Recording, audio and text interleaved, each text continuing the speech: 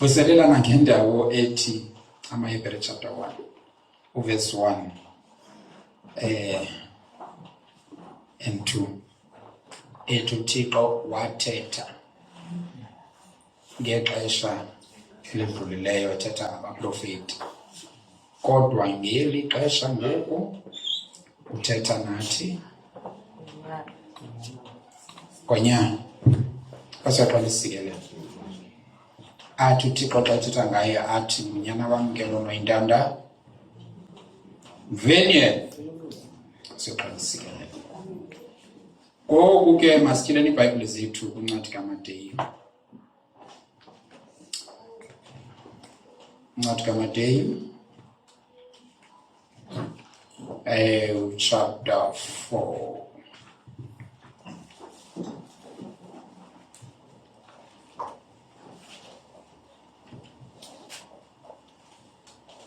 Sifunda verse 17 back chapter 4. Matthew chapter 4 verse 17. Waqala oko uYesu ukumemeza esithi, guqukani kuba ubukumkani bamazulu busondele. Amen.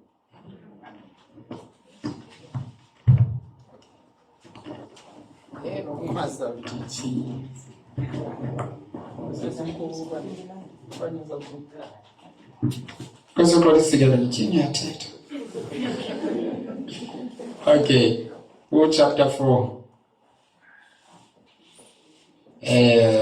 Ngawuphinde umphindele verse 17. Matthew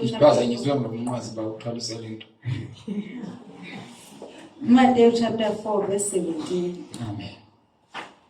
Waqala oko uYesu ukumemeza esithi, guqukani kuba ubukumkani bamazulu busondele. Emveni koba kusweleke uYohane, kaswelekanga. Emveni koba kubanjwe uYohane nguHerode, wamthatha wamfaka entolongweni, uYesu Kristu uvuke kanye ngelaa xesha. uYohane ibisithini imessage ebeyishumayela? Guqukani ubukumkani bamazulu busondele. uYohane noYesu bebesazana ngabazala anyway. Kwaseqalisikelela. Then emveni kwangoko wabona uYesu into yoba bayamthulisa uYohane, and uyamazi uYohane bezothini. uYohane uyibeke yakliye le nto, wathi mna ndililizwi lodanduluka entlango esithi yityeleni zendlela yenkosi. Ngamanye amazwi ndizolungiselela umntu wayenze yacaca loo ndawo. Ayindimo yena mntu, qha ndizolungiselela lo unguyena ozawuqhubeka nale vangeli. Now uyafika ke ngoku uYesu xa eqala uqhubeka nevangeli uthatha kulaa ndawo uYohane beyeke kuyo. Uthi uYohane nimbambele into besithi guqukani ubukumkani bamazulu busondele, senifumene omnye ke. Noba ningamkhulula buya azashumayela kwala message ebeyishumayela, because nizoqhubeka phaa kuyo. Emveni kwangoko washumayela inguquko. Guqukani ubukumkani bamazulu busondele. Ingasoqalisikelela, mamela ke. Xa uThixo efuna ukwenza into, ezinye zezinto ezithintela umsebenzi kaThixo kukunqaba kwenguquko. Sisifo nesigulo esikhoyo kwezi ntsuku siphila kuzo eso, and asikho phaa emabandleni nasezikhathini, silapha ebandleni. Nendivile? Sisithini isigulo? Ukungaguquki, ukunqaba kwenguquko sisigulo esityhutyha abazalwane. Niyandi? Amen. Abantu abangakholwayo banezigulo zabo esizazi into abaziyabalimaza, ziyabatyhutyha nabo, andithi? Kodwa kukho isigulo esityhutyha abazalwane. Uyabona le nto kuthiwa inguquko? And ke ngoku kukhona nabasebeshumayela into yoba ayibalulekanga kangako ngenxa yoba bayayibona into yoba yityhefu elapha ebazalwaneni. Akafuni umntu ukuthi xa erongo athi ndizifumene uba ndirongo, ndiyaguquka kule nto. Yasimve wawanisa. Kwaseqalisikelela. Usakwazi ukuthi uxolo xa uzibona uba nawe kule nto ukhalazelwa ngayo uburongo?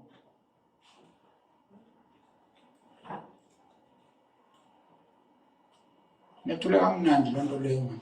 Ndinithanda xa nje kuba nizawundiva.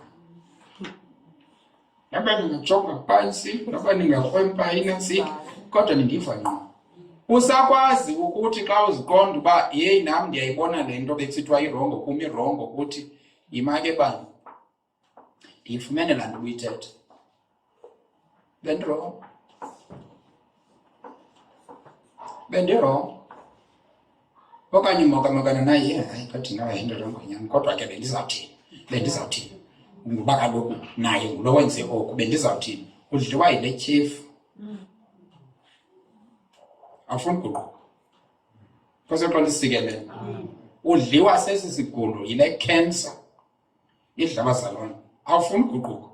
And uzazi kakuhle uba uburongo. uYesu Kristu wafika eshumayela inguquko esithi isizathu soba ndishumayela inguquko yinto yoba ubukumkani bamazulu busondele. Kwaseqala isikelele.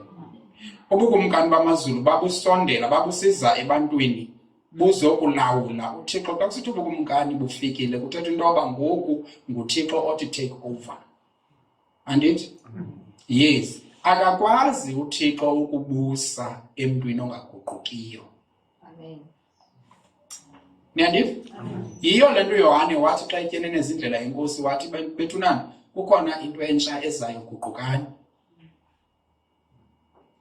uYesu Kristu wathi xa eqonda uba uzawuqala nomsebenzi wakhe wathi ndiyaqalisa usebenza ke ngoku.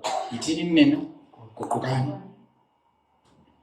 Kwakufuneka ubukumkani bamazulu buqalisile basebenza kubo, kodwa akukwazi uba busebenze kungekho inguquko. Ndifuna uba bazalwane nithi noba niva bani na oshumayela chaseneyo nenguquko nithi yabona ke uzamile into ubukumkani bamazulu bungasebenzi kum ngale ndlela uthetha ngayo. Nyande? Yes. Wonke umuntu othi guquka kuba ngathi ukuthiwa hayi uguquke. Hayi bo, wena uright kangakanani? Sewulungise kangakanani? Ububumazi bakalungisana ke umxelele ngelapha ixesha wathi awulungisanga. Ukhangela uba yena bezawuguquka na njengoba uguqukile nje wena. Mhlambe yena bezawuguquka ubumxelele ngexesha lakhe into yoba yemfo awulungisi kule ndawo. Sukuthi xa exelela wena oba kuburongo uthi wena. It means wena ufailile ukumxelela uburongo ngala xesha ubumbona. Amen. Ngoku yena akafeyili uzoxelela wena uba urongo ngeli xesha kubonayo. Yeke yakhe thatha le akuxelela yona. Uba phofu uyafuna uba ubukumkani bamazulu bulawule kuwo. Bona bukufitshane nawo busondele. But xa ufuna bulawule buvulela umnyango ngenguquko. Nendwe? Yes. Lo lesson siyifumana kuye unyana ekuthiwa uThixo uthetha ngaye okanye uthethe ngaye kwezi ntsuku. Uba uthi ubumkani bamazulu buvulelwa ngenguquko ithathe ngobenjalo ayizitshintshe. Sawuziphinda itshintshe noba ngathi gqibani na othi nesithyilelo i-revelation esuka phi, I don't care.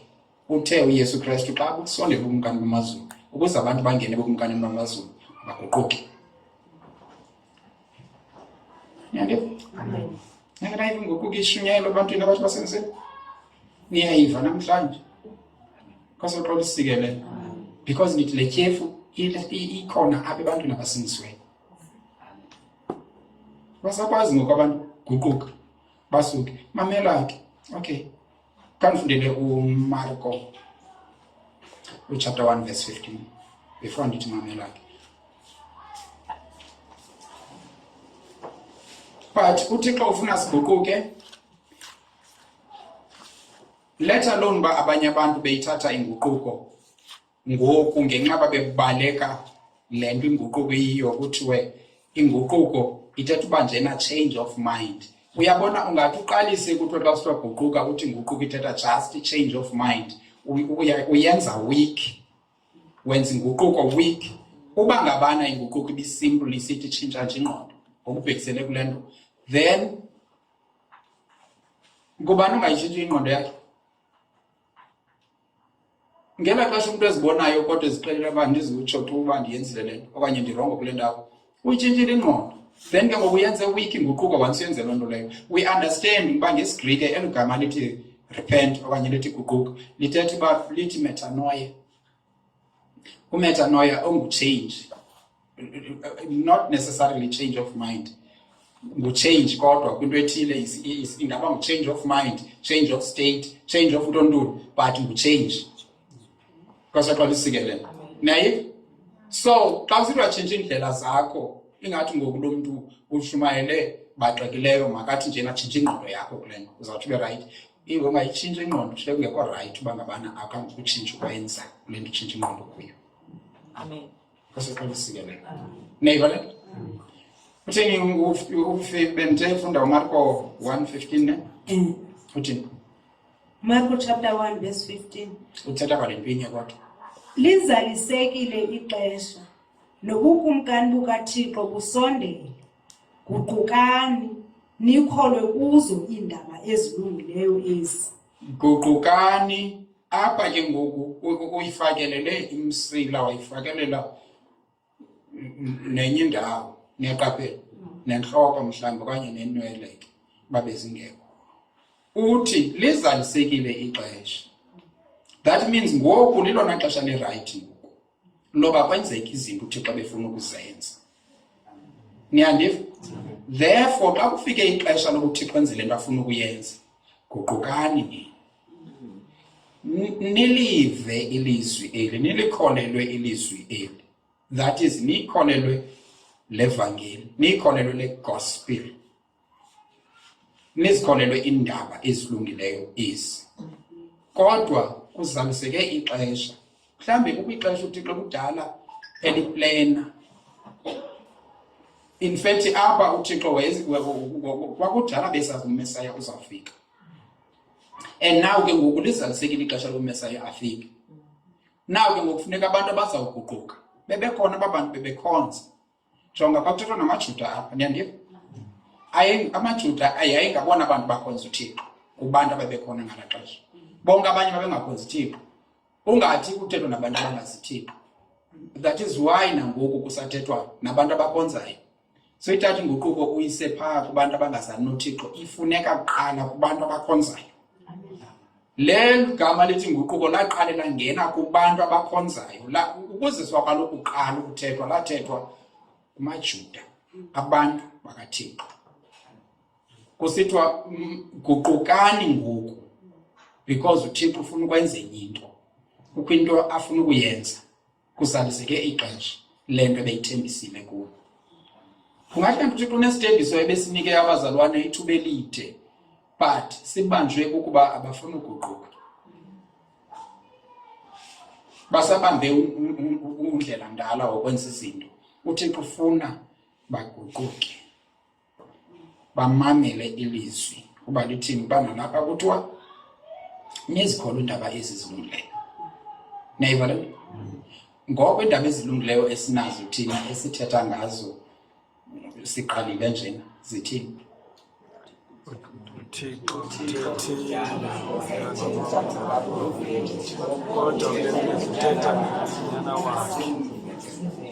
Masimveni. Imani zilungile ezi ndaba? Zilungile? Zirayithi? Anikhangeli abaprofethi?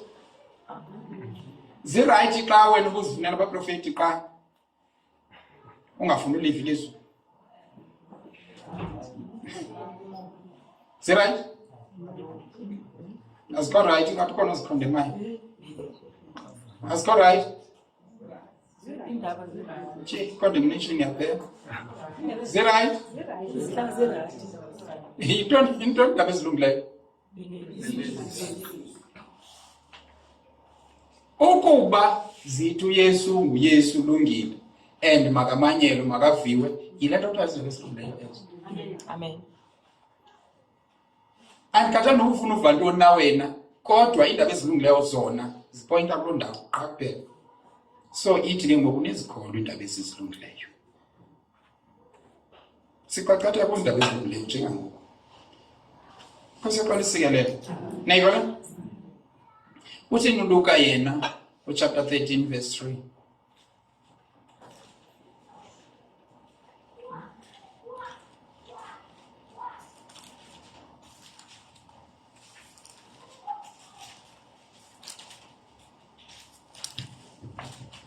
Luka chapter 13 verse 3. Ndithi kuni, hayi nothi xa sukuba ningaguquki nithabalane. Kamqale eqaleni, mqale phaa Verse verse 1. 1. Kwenzeke uba uzoyazi uba kuthena zadathi kubo. Ukuvuselela inguquko. Verse 1. Oh, ithini iyadinga yakho? Ukuvuselela inguquko. Yayi kwakwenzeke ntoni malunga nenguquko? Lahlekile. Ngoku kwenziwa ntoni ngoku? Vuselela inguquko. Andithi? Hayi nayo ikrobele madoda umbhalo weheading wathi hey uvuselela inguquko apha. Ilahlekile. It means kwakwenzeke le nto yenzekileyo ngoku ebandleni. Hey. Iyo yilisa ke lento ngoba once kuqalise kulahleka inguquko ixesha elininzi uyafika uMesaya yena. Kungalahleka inguquko ebazalwaneni akukudanga ukubuya kaYesu nako khandithi uzabuya kulonyaka uzayo ningalinge nithe into engayithetha. Kodwa le ndlela inguquko ilahleke ngayo nayo isixelela ukuba kufitshane sokubuya kaYesu. Ngoba before uYesu abuye okokuqala kwaqala balahleka inguquko.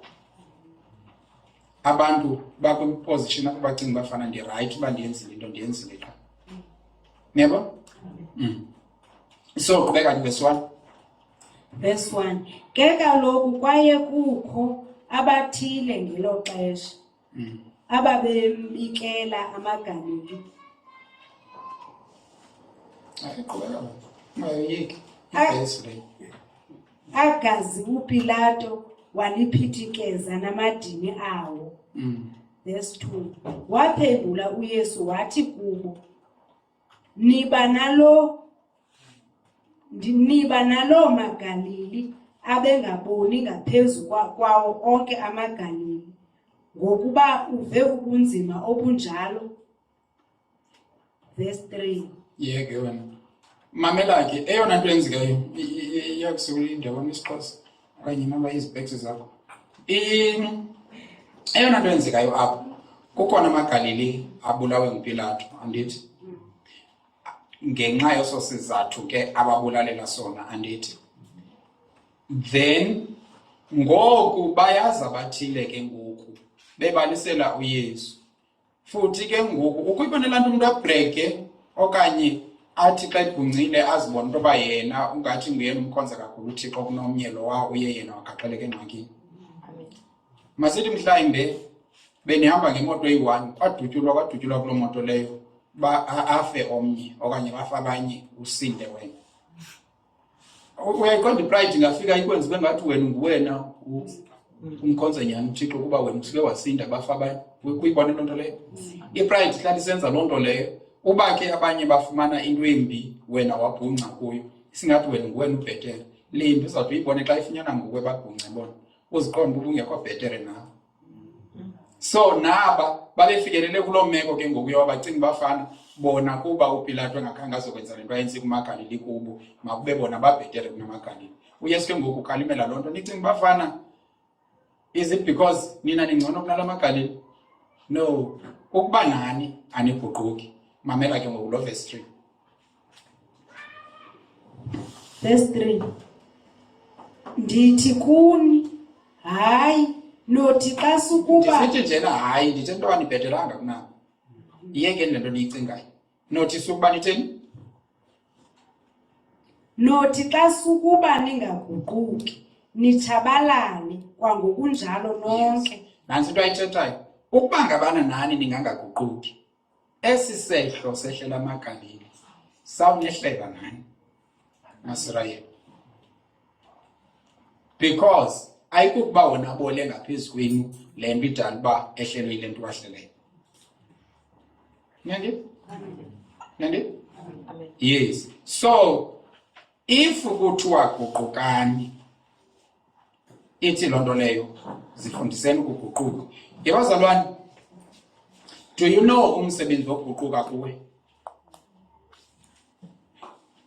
Okokuqala, ukuguquka kulungisa unxulumelwano.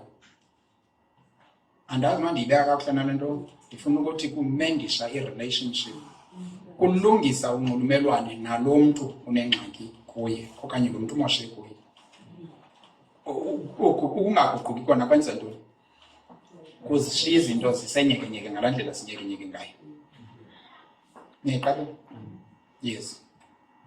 Ngoba kaloku i-impression ithi kulo mntu ummoshileyo uthi wena urayithi ngoku ummoshile. And ke ngoku ukwazi ekurongweni kwakho wena usithi urayithi ekurongweni bakho. Nto leyo ingamkelekanga. Kuba athi umntu eburongweni bakhe athi ndiserayithi eburongweni bakho.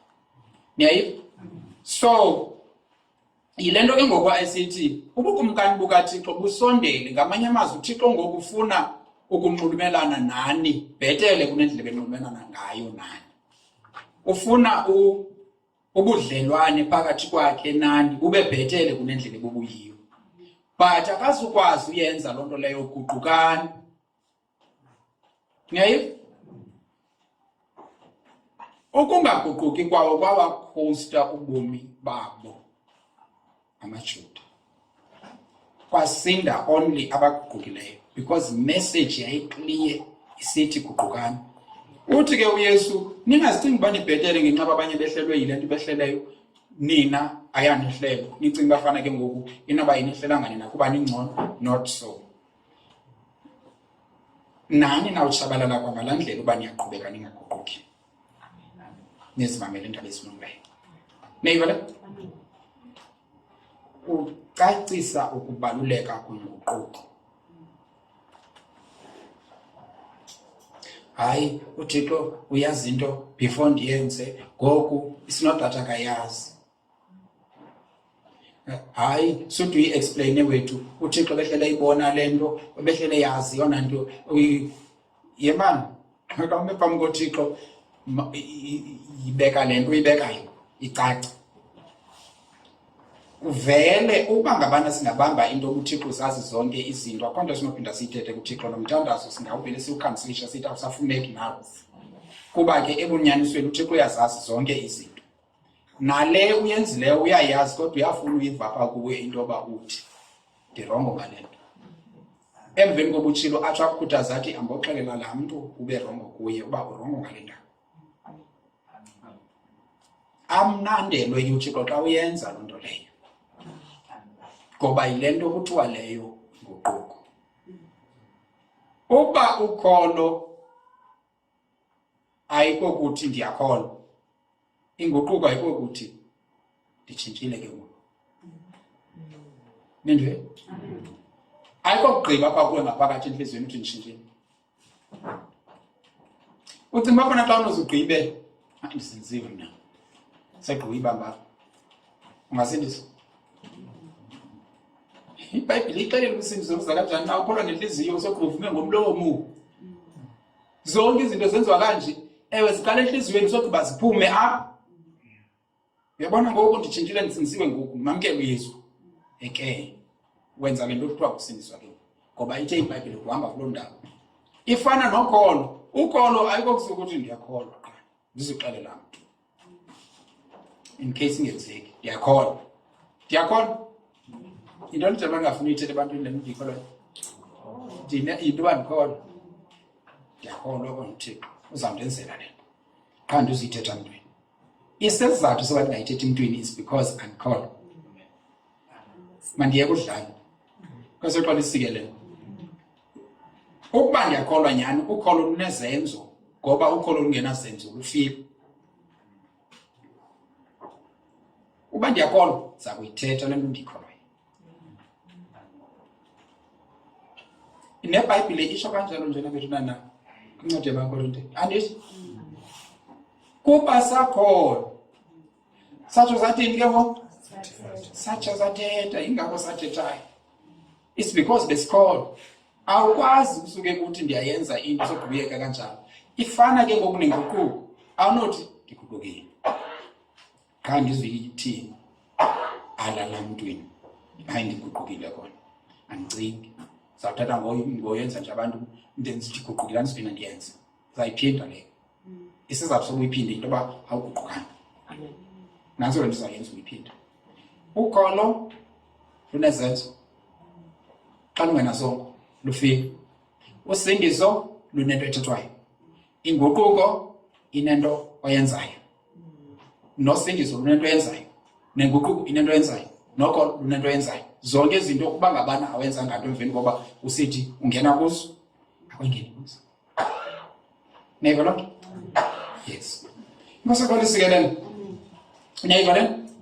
Yes. Ndibona ke ngoku uYesu wethu ekupromote okanye ekukhuthaza ukuguquka. Ngoku ndifuna ngathi sihambe kule line ngoba kuthethwe kuthi ngaye. Masikukhuthaze nathi ukuguquka. Sikubulale ukuguquka. Niyakhumbula masikubhalwe kangaphi neyokuguquka eBhayibhelini?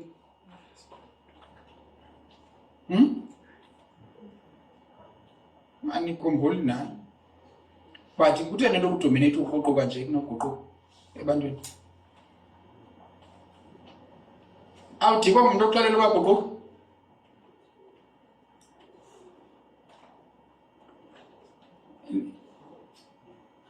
Nithula kamnandi. Awudikwa ngumuntu oxelela uba guquka? Awudikwa ngumuntu ohlala exelela uba wrong? Ukudikwa kuthini? Ukuguquka. Awuguquki ngumuntu othi yeka lento guquka. Andithi umuntu bakwathi suhamba ngalo direction. Okwenza yeka. Jonga sugqitha kaloku ndithe le. Oh. Uyaqalisa uba shushu. Yima jika kuleyo. Yey ndehle. Uzawufuna ukwenzeka into kuwe ngoku. Uyaguquka. Uguqulwa yikutheni ukuguquka okusuke kusendeni endaweni yokuguquka. Uguquka ngakanani? Kwangoku bujika okokuqala bujika ukrikisa. Okwesibini ubuyintamo biseyilikhulu. Okwesithathu uthi mawehliwe. Awuthathi ixesha lide kungakamba fika ukuguquka endaweni yokuguquka. Kusuka ukuguquka. Kusuka kungendawo. Because uyayazi ipower yenguquko ebantwini. Xa seyilahlekile ke ngokwinguquko ilahleke nyano ikhangela ngaphansi kwetafile. Kungala xesha uzawuza pha ngaphambili mandiyoyiguqukela le nto. Uthi sefika ukuthi amen. Hallelujah. Hallelujah. Uyabajonga bazayamkela ninguquko yakho. Hallelujah. Hey. Ndithi maniguquke nami. Ingxaki yamapha. Ndagqila kudala ufast. Yeah. Uyayazi wakho umuntu uzadakulandela ngogqila kudala ufast kangaka. Guqukela ifasting. Inani nje ayibona bayirongo lento le. Uyazi kakuhle into uzoyiguqukela. Emveni kwamo ubachazi yohlala phansi. Olwexesha ingathi yadudula. Uyabachaza njena uyayiqonda kafa le kumele uyenzile awuyenzanga. Neighbor? Sheke papa moka. Ibuya wonke umvande isazela amasasi sizokuhlonipha nibase uhleli phansi na. Sizawusheka sithi uguqukeni. Ukusala ngithethile. Uthatha ntoni? Okuqukile. Ngokuhleli phansi kusenqulwa. Ukumbona umuntu aguquka segqiba ngabe mnandi emveni kwayeguqukile. Ithetha ukuthi lento ba uthi uguqukile ungabikho right. Uma khona inguquko yenzelwe into obuke waguquka ukuthi ube right. Once uguquke usogqiba usheke ngekho right kodwa ugqiba uguquka. Ina question inguquko yakho awuguqukanga nansika. Kuthe ungayazi nje lento. Aniva lento le? Niyayiva? Ukuba uguqukile okanye uguquka ngasazi ngalendlela. Ndi right emveni koba ndenze kanje. Sabe inokuneza. Sabe inokuni anike mina nawo nomasi. Intoni kaloku ndivile sabe inokuneza ndivile kwenzeke ntoni ngoku senzithi uyivile oko nje intoni le ungenele ngoku ndivile sifuni kaloku nalonto xa umuntu ethethile into makayithethe adlule zingabi izinto obusithi mawudlule indaba ezelali bezithethwa kuwe uthe umuntu makaziyeke adlule kuzo makeze umuntu nendaba zelali nolwimi ufika kwakho uthina hayi bo yima sukale sihambe yathini kutheni ungaguquki nje kule into uba kuzibuze loo nto leyo kutheni ungathi ndiyivile yiyekeni zindaba zelali ezo kutheni singaguquli zona awuziqaphela uba uququka only xa uxelelwa le nto i-right, xa uxelelwa le nto i-wrong uyenzileyo kulapho uququka khona. Zinika i-question ke ngoku, kutheni le nto uququka kule area xa uhletyelwa izinto ezizawuhleba ungaququki? Kutheni uququka? Nihleba kubekho i-hour kuWhatsApp.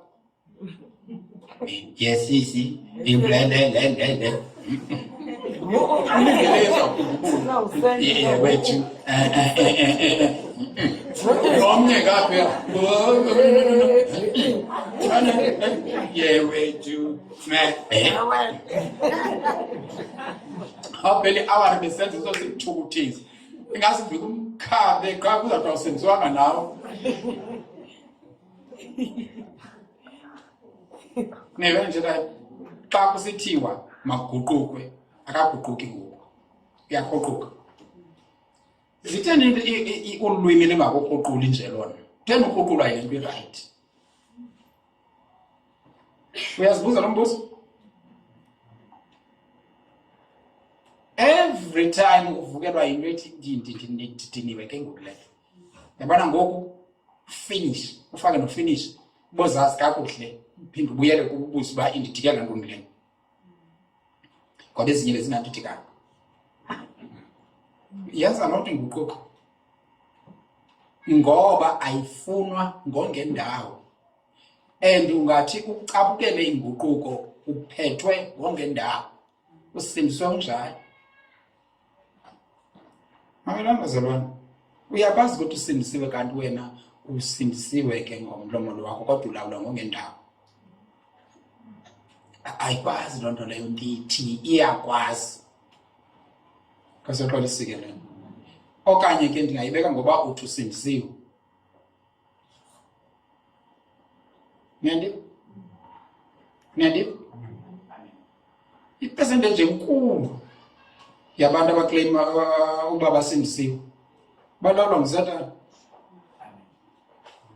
Because zonke ii-qualities zikaSathane zilapha kubo. Abanawo manje ngoPawulos bathi ndiziphethe iimpawu zikaKristu mna ngomzimba wami. Abacingi uba bebenoke bathetha inyani bebezawuthi uyabona ndiziphethe zikaSathane ngomzimba wami. Qha abazutsho ke ngoba kaloku bathe basindisiwe. Abazutsho. Banamaqhaji abafuna ukuguquka. Banemimono, banokudikwa, baneenkani. Uphethwe ngubani? Zisuka bezinto ngoba ezinto xa uzijonga imisebenzi yenyama le ibhalwe kwincwadi yaMagalatia chapter 5.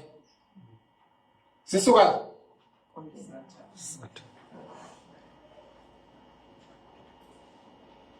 ndithi khangela abantu le nto seyikhangela abantu abangasindiswanga mhlawumbe uzayifumana kubo ikhangele kwa abantu abasindisiwe.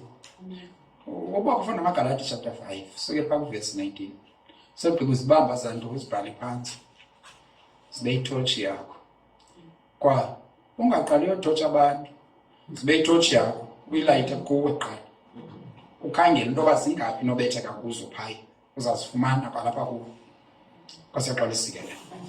Niyandi? Amen. So uthi ke ngoku uba ngabana nani ningenza le nto inye ningaguquki. Ngeni vele natshabalala nani kwanjengapha. Andithi Luka 13:5 besifunda yena 13:3 ne besifunda yena kuyafana ngoba naxa ufunda u5 bezawutsho kwale nto inye. Now make sijonge u16:30 uLuka.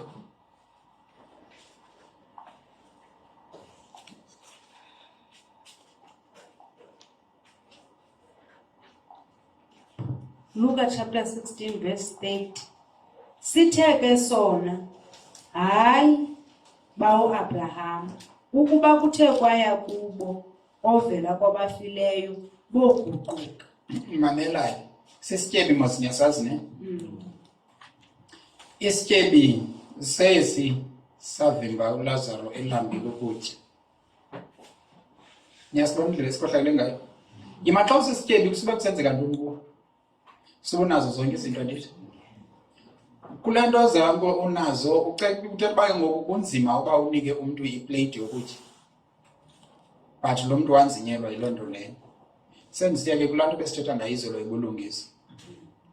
Umo wakhona ayisikukuba ubulungisa bomntu. abufuneki. Ubulungisa obu bukaThixo bungokholo buthi bokufika buhlale kuwe ubulungisa bomntu. Qha bukhuphe ngendlela buveze, ndizama ukutsho, buveze ubulungisa bomntu qha buveze ngendlela right. Niyandiva? So bushiyeke bukhona ke ngokubulungisa bomntu buzelwe bubulungisa bukaThixo. Ubulungisa bukaThixo buthi ufika kwabukuwe buveze ubulungisa bomntu, that is benguwe ngokulona wenza into ezirayithi xa uzenza ngoba nokholo ngoku unobulungisa bukaThixo. Bamkelekile ke bobulungisa. Ukususa obukaThixo ubulungisa usogqiba wenza ubuntu abuzungenisa oswelweni. Ngoba sometimes sithi akufuneki ubulungisa abantu, kufuneka ubulungisa bukaThixo bungokholo. Bavela abantu bathi akufuneki ndilungise, kufuneka ndikholwe qha iphinde wayithatha rongo le nto. Neqaphe. Awukwazi ukholwa usogqiba ungalungisi. Niyandiva? Awukwazi uba nobulungisa bukaThixo usogqiba ungabi nabo tu ubulungisa bomntu. Iyaxoka yonke le nto ithethayo. Sendlela zokholo ke yeso. Andithi? Yes. Ngoku lo mfana uvimbe umuntu wasogqiba uShem. Futhi ke andimazi nobubula indlela na. Ingenzeka nale. Wafa uLazaro wabantu. Ukufa kwakhe wahamba ke nawo kwamkelwe esifubeni sikaAbraham. Andithi? Inkosi le yona ibisitya kakhulu pha ilahle ezinjeni endaweni bayinike umuntu. Yongena pha isibhokweni. Andithi? Ngoku iyatsha. Ukuthi akwayibona into bayinyanisile le nto ishunyelwa pha iyaqala ithi Abraham khawume kancinci. Khawuthumele uLazaro makajike yena. Ahambe ushumeza abantu ukuthi ayisiba abantu wayefikile kwakushunyezwe ubanayo uMoses. Akuziphinda kutheke into into ayisummarize ngoba sizoyifunda. Ndijonge kule ndawo yonguquko athetha ngayo. Hayi uba ngabana ongathi ngoku emazi uLazaro ufile aphinda abuye aze kubo, that is ngoku uvuke umuntu ofileyo wabuya weza kubo, hayi definitely ndiyamxelela Nkosi yakho baza kuguquka. Uyamva?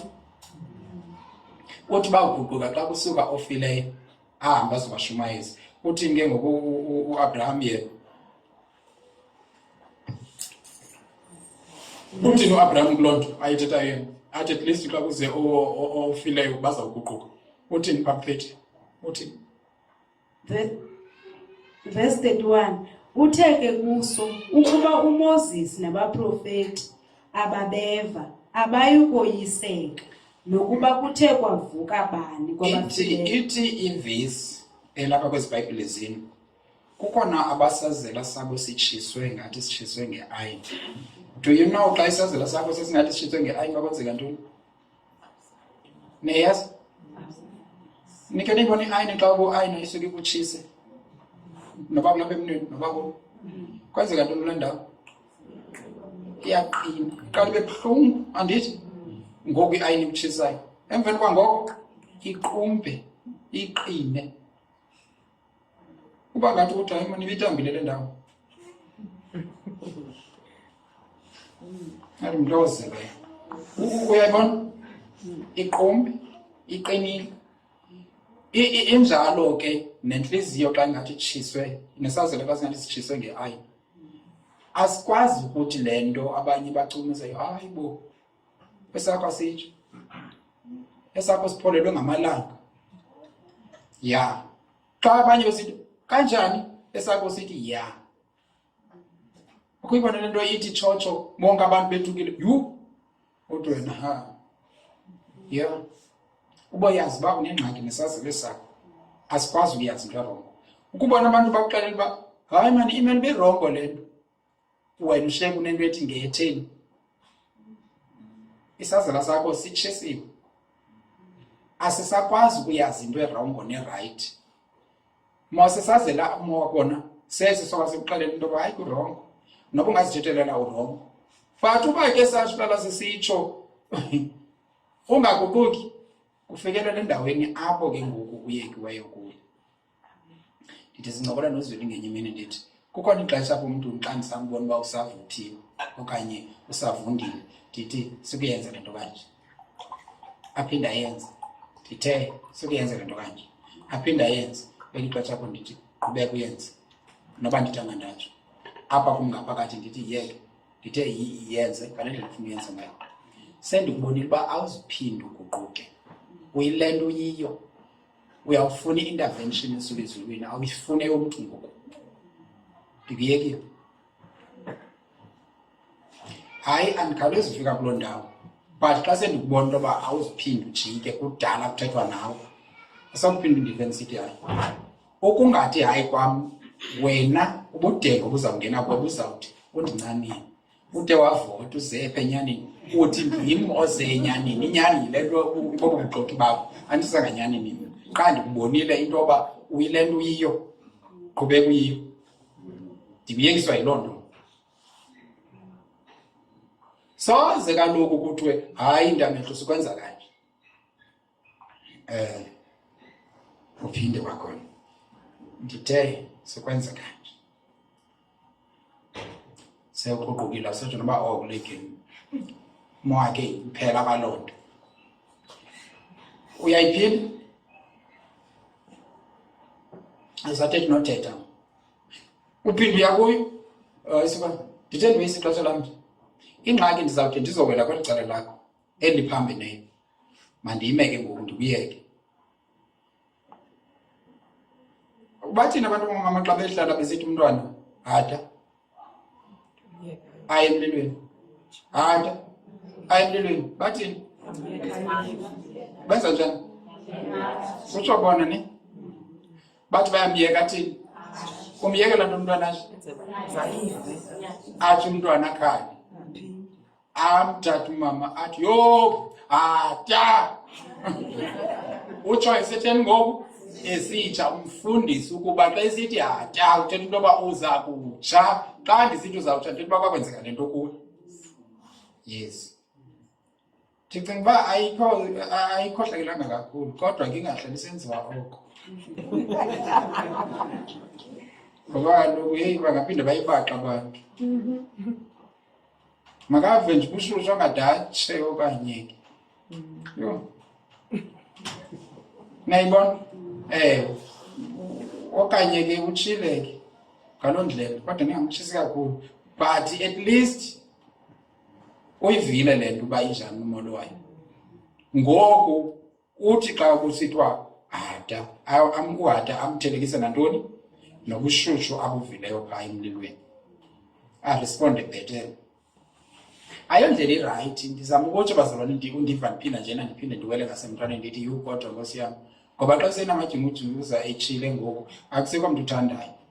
Ifana nalo mzalwane unqandwa oko ungaviyo. Xa seyethe hohlohlo ekurhola amehlo onke ingathi yimpuku ebethwe sisabatha, anisathandi nonke, kodwa ninayo into ethi ibixelelwe le nkawu uba mayingayenzi le nto. Neyivele nto. So ihamba kuloo ndawo bazalwane into edibene nenguquko. Kuncedwana nawe ekugqibeleni. Qha wena uyibona ingathi kusukelwana nawe ngexesha. Iwesi le nto ibhaliwe lapha eBhayibhileni nayo yenye indawo esiyishumayelayo. Ngexesha ingqeqesho isenzeka kutsho ukunceda kemaHebhere ayimnandanga. Ngoku ifika ingqeqesho yenzeke emntwini ingabi mnandi, umntu angayamkeli into yoba yile nto ibe yingqeqesho le nto ingabi mnandi. Sithini ke ngoku loo case? Neyivele? So uAbraham uthi hayi suka abantu bebelinika ixesha lonke uba mabaguquke, kwathunyelwa uMoses, kwathunyelwa ubani, kwathunyelwa abaprofethi abaguquka. Ngoku why worry? Hayi nemva kofu buyatsho? Why? Usesemandleni lo yena uyatsha phofu naye. Hayi mabaxelele madoda. Makwathini makuyoshunywa mabaxelele. Abaguquka ngeba bantu. Kudala beyixelelwa le nto uthi bafana uzakwenza umahluko. Azoyenza. Kasaqala isikelelo. Amen. Niyayivele? Ngafunda uverse 3 phaa kuchapter 17. Luka chapter 17 verse 3. Zilumkeleni ukuba ke umzalwane wakho uthe wakona, mkhalimele. Ukuba uthe waguquka, mxolele. As much as ke bazalwane bam inguquko sisithi mayenziwe, sukumgculela umuntu xa etheke ngoku waguquka. Ezinto siyazibhalansisa mani iqaphela. Uphofu ke uYesu sifundisa uba masiyenze kanjalo le nto. Mamela ke ngoku wena unako ukumkhalimela, umkhalimele, uyambona uba wenza into erongo, andithi? Waguquka ke ngoku. Xa ethe waguquka, phinde umthathe uba kaloku ngoku uguqukile. Ungathanda kanjani xa unothi makuthiwe mhlawumbi umuntu owileyo mandenze umzekelo abangafika enkonzweni? Hayi, yake hawa le. Oh, zuzwanana njena kusakhonzwa. Hayo, mna okondemoba ndifana ntamehlo. Walo mzalwane wathi sona. Ndimphethe enhloboni ngoku ntamehlo. It means andimamkeli njengoba usindisiwe. Hayi kanje isiditshe lonto iBhayibhile bazalwane bam. So nabenza kanjalo abenzi lento right tu. Uguqukile ngoku. If uguqukile mandibamkele kule ndawo athi kuyo. Adazi prove uba ebexoka. Mandingake ndilinge ndimazi uba akaguqukanga kodwa uthi uguqukile. Itsho ke ngoku apha usifundisa loo nto into yoba ubumzalwane wakho umbonile esenza into erongo. Into erongo, mamelani bazalwane, uthi uYesu kumzalwane wakho umbonile esenza into erongo, myeke wena shumayela njena igrace kuzawuncedwa nguMoya Oyingcwele. Uthini Yesu? Nike nibe abantu bavele bashumayele ubuyiba nyani bona. Leyo into yoba umuntu wenza into right wenze erongo uyawuncedwa uyawusotwa kuyo nguMoya Oyingcwele. Eyami into mna kuba kana nishumayela uba uThixo luthando. Enye nenye uyawuncedwa nguMoya Oyingcwele kuyo yona. Kanjani ngayazi? uMoya Oyingcwele akamncedi ngawe. Mame, xa kukhona into ethi ngixelele uburongo, kusuka uMoya Oyingcwele enceda laa mntu ngawe, yena ukwiposition apha ngasumvuyo. Nindwe? Nisho? Ndithi ke?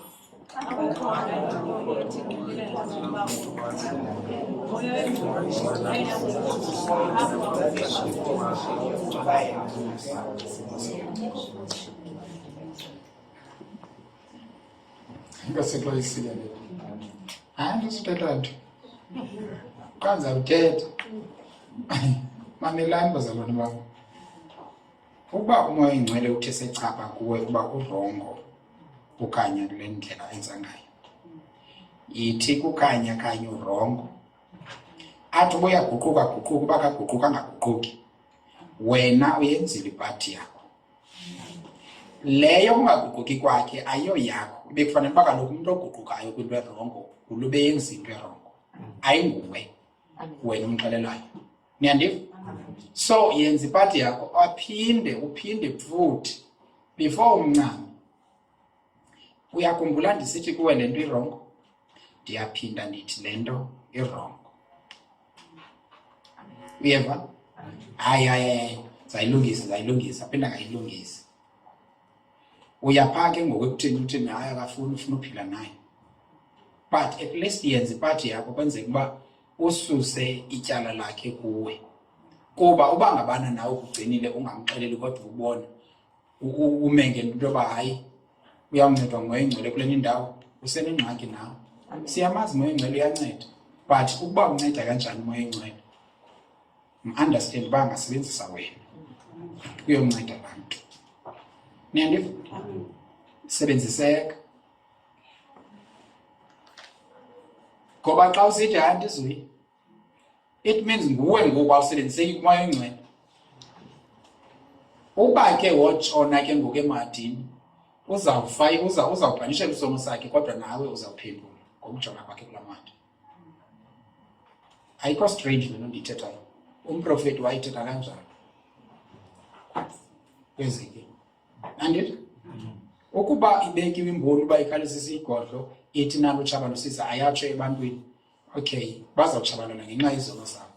Kodwa naye imboni lena, imboni noba yintoni lena? Umveleli lona uzawuphendula. Niyayiva? Niyayiva le nto bazalwane? So ithi ke ngoku umzalwane wakho ke Nkosi yami uye wambhaqa senza into, mkhalimele. ugqiba kwakho kumkhalimela waguquka shem, it means kuguquka kwakhe ukuthi ebengayiboni, bengayenzi ngamabona. Le nto ukuguquka ithi kulo muntu uthi kuwe urongo, hayi bendingayiqondanga, bengayenzi ngamabona. Le nto kungaguquki ithi bendiyenza intentionally and andizujika kuyo, ndizayiphinda nangomso nyani uzayiphinda. So wena umxeleleyo wakaguquka hlala umazi uzayiphinda, kwenze uba xa iphinda ungethuki uthi nanko ke. Nyandi? Ndifuna siyijonge bazalwane uba bangaphi abantu abafumanekayo kule ndawo le iswele ukuguquka, isuke guquka endaweni yokuguquka. Ngosoxola isikelelo. Amen. Nayo incwadi yokugqibela eBhayibheleni yethu ibimele uba ke ngoku once ude uyibone nabo izityilelo uvele uyazi into yokuba tyhini uba i-serious le nto. Kuba kwizityilelo kubetha ufinally phaya ukuba jonga ngoku usekugqibeleni ngoku is either ayenza okanye awuyenzi. Izityilelo chapter 2 verse 16 uyathetha ngenguquko.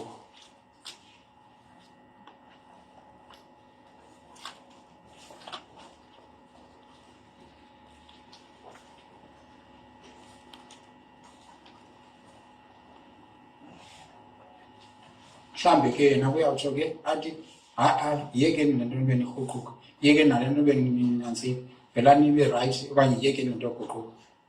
Kuthini chapter 2 verse masiqale phaa verse 5 anyway.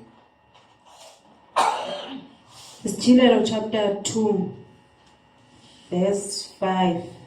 Khumbula ngoko apho uwe usuka khona, uguquke wenze imisebenzi yokuqala. Singaphi izinto ezifumanayo apha? Uyigqibezela wethu. Ukwazi ukuthi nomane ndifuna ukufunda iBhayibhile uyigqibe. Wenze imisebenzi yokuqala okanye ndoza kuwe kamsinya ndisishenxise isiphatho sesibane sakho endaweni yaso ukuba akuthanga uguquke. Ndifuna uqaphele ezi zinto. Apha iBhayibhile ithi uba uguquki wenze ntoni? Uye.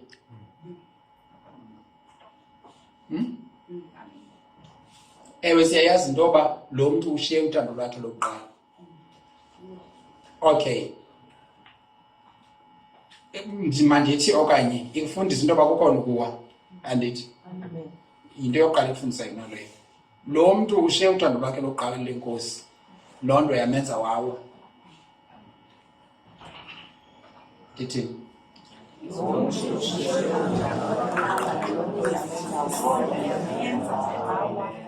wawa. Emveni kobe wile ke ngoku kuthiwa makakhumbule apho awe esuka khona. Utheni ukuze aphethe engasayithandi inkosi ngale ndlela ebeyithanda ngayo ngoku eSambusindi? Uyabona eSambusindizwe?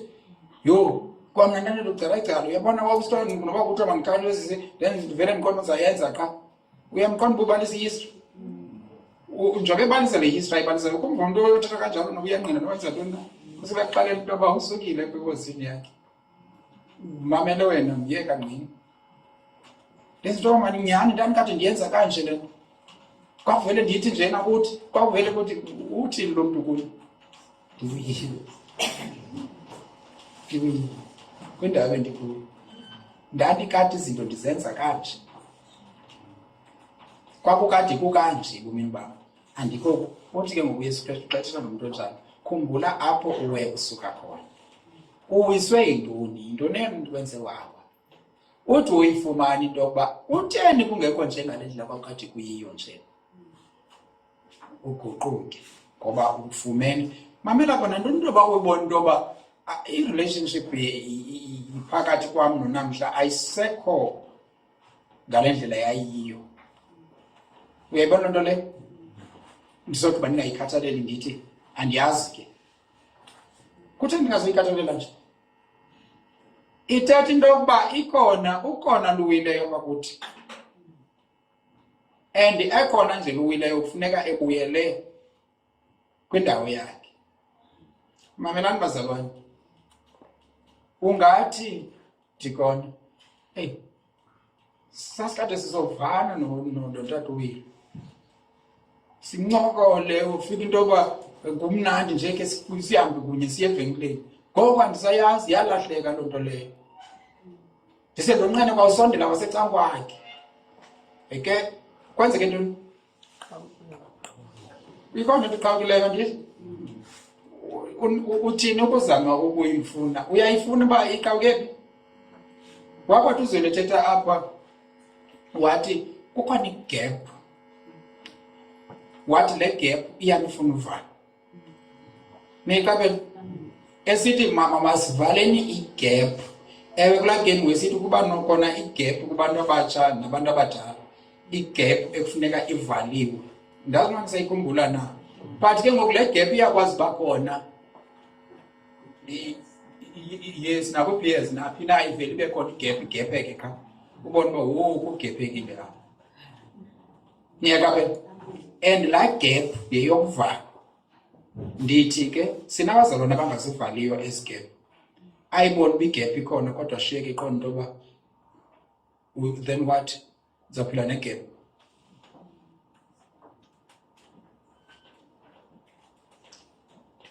Athi wakuthini? Uphila negap. Iyakugcina ukude ukwi-distance kubantu bebemele babaya kunceda le gap. Le uyi-entertainayo izakugcina ukwi-distance. Once ube nale gap uvulele into yoba uSatana angangena apha phakathi kwenu. Uba ke uthi le gap uyivulileyo uzawuthi ungena apha kuSatana akhutshe yena lo mntu. It's fine. Uyashiyeka usafe wena. In case ukanti uzawungena akhutshe wena. Kodwa kanti bengazokukhwetsha lula ngaba ubungakhange wayivula le gap. Kasaqalisike. Ndizama ukuthi ke nabazalwane bonke be careful into yoba kube khona igap. Ngoba laa gap kukhona into ezayifinish. And ayizibandle into ezafinisha le gap. Kasaqalisike. Yenza ungaguquki. Abantu abafuna ujonga apho bawe basuka khona baguquke. Imamela ke xa imamela izityilelo kuthetha uYesu Inkosi yam phando ukuthi masive yena. Uthi guquka usogqiba uthini? Metanoia. Change njena ingqondo yakho ndithi. Uthini? Wenze imisebenzi yokuqala. Imani ke bazalwane. Emveni koba uguqukile uthi ugqiba kwakho uthini? Wenze. Kukho into okufuneka uyenzile emveni koba uguqukile. Awuguquki usogqiba ungenzi into. Uguquka usogqiba wenze into. Guquka wenze imisebenzi yokuqala. Buyela kulaa nto ubuyiyo. Le ikwenze into yoba ngoku uphethe kule ndawo kuyo. Nantsi inguquko e-approved nguYesu Kristu. Niyayiva?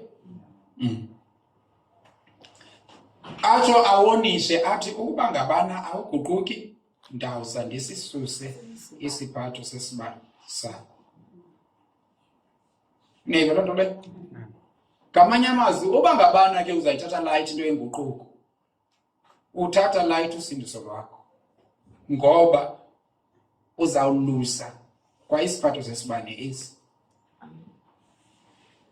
Niyayiva le nto nabazalwane? Niyayiva le nto? Niyayiva? Inkosi yokuqalisikelela.